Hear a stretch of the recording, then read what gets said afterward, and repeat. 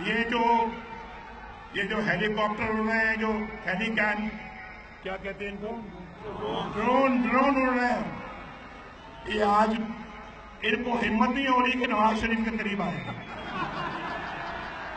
ये हरिपुर में मेरे सर से गुजर रहे थे, तो मैं वहां पे जब एक दफा गुजरा मैंने ऐसे देखा, दूसरी दफा गुजरा फिर मैंने ऐसे देखा, ये आ रहा है, ये बढ़ रहा है मेरी तरफ, ये मेरी तरफ, परे हो जाओ भाई, परे हो जाओ।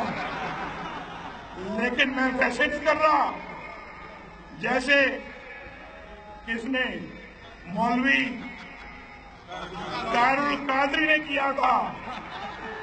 याद है आपको क्या किया था? हाँ।